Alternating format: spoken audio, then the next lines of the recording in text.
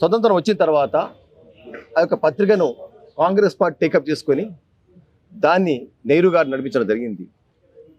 దాని మీద 2010లో సుబ్రహ్మణ్య స్వామి బీజేపీ ఒక ఎంపీని ముందల పెట్టుకొని యొక్క బీజేపీ వారు రాహుల్ గాంధీ గారు మేడం సోనియా గాంధీ మీద కేసులు వేయించడం జరిగింది.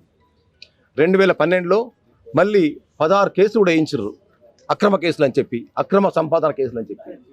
మేము ఒకటే అడుగుతాం బీజేపీ వాళ్ళకి, మోతీలాల్ నెహ్రూ నుంచి నెహ్రూ కుటుంబం వరకు, ఇందిరాగాంధీ కుటుంబం వరకు, ఆ రోజుల్లో నెహ్రూ గారు ప్రధానమంత్రి కాకముందు లండన్లో కాలేజ్ చదవడం జరిగింది. దేశంలో అత్యంత ధనికులో నెహ్రూ కుటుంబము. మరి అటువంటి కుటుంబము మరి ఈరోజు దేశానికి స్వతంత్రం తీసుకొచ్చింది.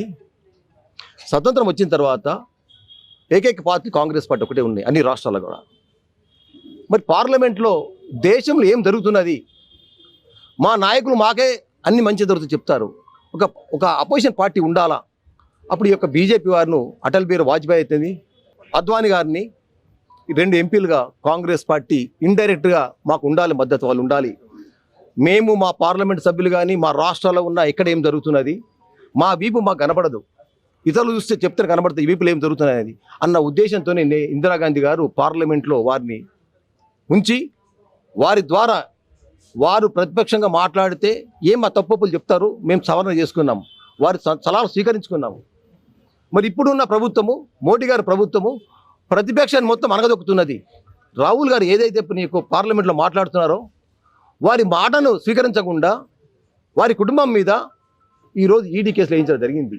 దాంట్లో భాగంగా దేశం మొత్తం కూడా బీజేపీ వ్యతిరేకంగా ఈనాడు పెద్ద ఎత్తున కాంగ్రెస్ ముఖ్య నాయకులు కార్యకర్తలందీ రోడ్ల మీదకి వచ్చి ఈరోజు తెలంగాణలో మా పీసీ అధ్యక్షుడు మహేష్ కుమార్ ఆధ్వర్యంలో రేవంత్ రెడ్డి గారి నాయకత్వంలో అందరూ కూడా దాని నిరసనగా వారి బీజేపీ కార్యాలు ముట్టడించాలనే ఉద్దేశంతోనే ఈరోజు మేము కంకణం కట్టుకున్నాము.